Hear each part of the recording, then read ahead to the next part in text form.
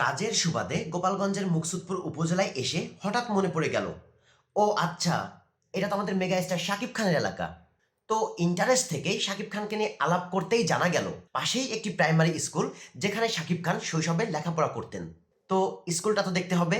আসল ব্যাপার হলো, শাকিব খানের বাড়ি গোপালগঞ্জ জেলার মুকসুদপুর উপজেলার রাঘবদী ইউনিয়নে। বাট শাকিব খানের বাবা একজন সরকারি কর্মকর্তা এবং প্রাথমিক স্টেজে এই মুকসুদপুর উপজেলার উপজেলা পরিষদে চাকরি করতেন তিনি, যার জন্য শাকিব খানের শিক্ষা জীবনের সূচনাটা হয়েছিল এই স্কুলেই। তো চলেন স্কুলটা দেখে আসি। চলে এলাম আমরা উপজেলা পরিষদের সামনে। এটা উপজেলা পরিষদের মেন গেট। উপজেলার ভিতরে যাই আমরা। আসলে মুকসুদপুর উপজেলা পরিষদের এরিয়াটা অনেক বড়। ভেতরে বিভিন্ন অধিদপ্তরের অফিসগুলো আলাদা আলাদা, 3-4টা বড় বড় পুকুর, সরকারি কর্মকর্তাদের বাসস্থান, মসজিদ, স্কুল, শুধুমাত্র হসপিটালটাই নেই, যার জন্য এত বড় এরিয়া। যাই হোক, অনেক সুন্দর আসলে। তো মেন গেট থেকে সামনে আসতেই মসজিদ। মসজিদ থেকে বাম দিকে পুকুরের পাড় দিয়ে আগায় গেলে দেখা যায় সরকারি কর্মকর্তাদের বাসস্থান। এখানকারই কোনো একটি ভবনে পরিবার নিয়ে থাকতেন শাকিব খানের বাবা। সরকারি কোয়ার্টারের ঠিক সামনেই স্কুলটি। স্কুলটাও অনেক বড় এরিয়া নিয়ে বিস্তৃত, অনেক বড় মাঠ। শুরুতেই চোখে পড়ে একটি শহীদ মিনার।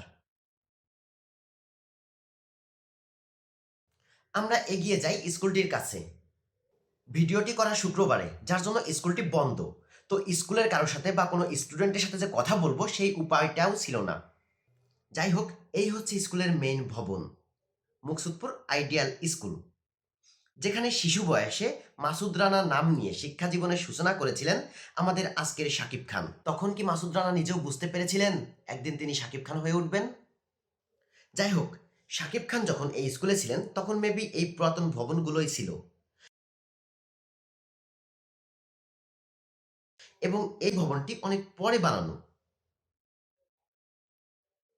ভবনের এক পাশের দিকে একটি স্টেজ মতো বানানো। এটি আসলে উপজেলা পরিষদের স্কুল, তো তো যে কোনো টাইপের অনুষ্ঠান, যেমন স্বাধীনতা দিবস, বিজয় দিবস, আন্তর্জাতিক মাতৃভাষা দিবসের যে অনুষ্ঠানগুলা, তা এখানেই হয়।